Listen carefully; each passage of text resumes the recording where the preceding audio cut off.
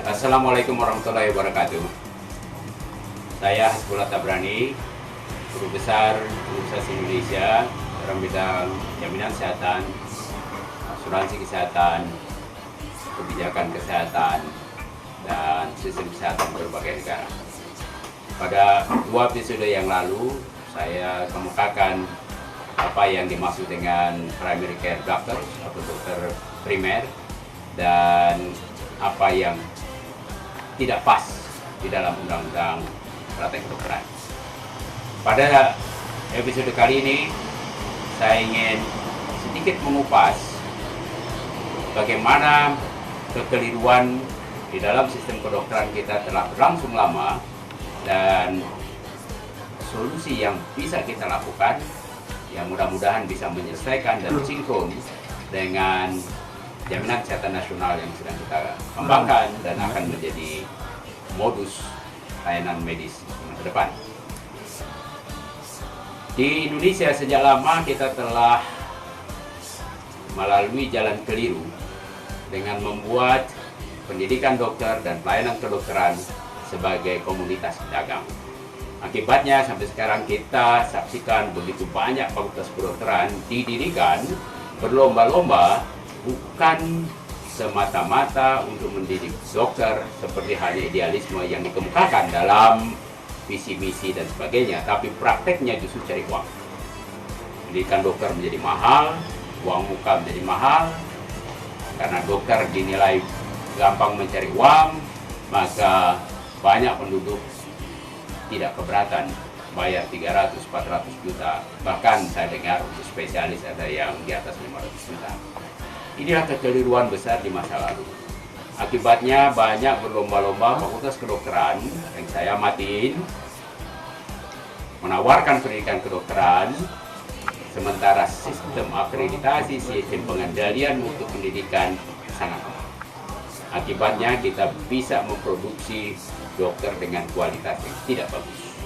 Kita akan oversupply, tapi kualitas tidak bagus. Ini bermasalah.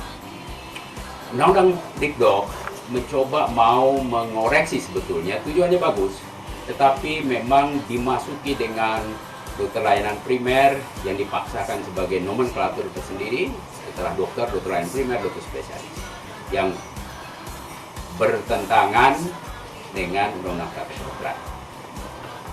Ini akan menimbulkan masalah di lapangan.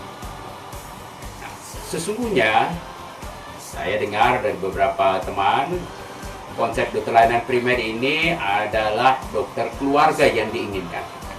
Kalau dokter keluarga, seperti hanya di berbagai negara, ada namanya family physician. Boleh, pendidikan memang tambahan 2 tahun, tapi ingat bahwa dokter keluarga tidak mempunyai kompetensi medis yang jauh berbeda dengan dokter praktek umum.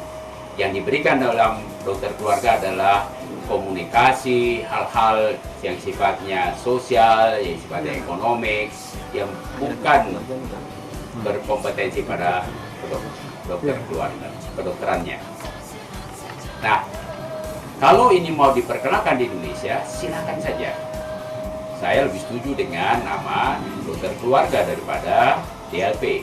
Pendidikan tambahan 2 tahun boleh saja, tetapi tidak boleh jadi kewajiban, tidak boleh jadi syarat untuk kompetensi, kualifikasi, kontrak dengan jaminan kesehatan nasional. Sebab dokter praktek umum juga punya hak untuk menjadi dokter kontak pertama.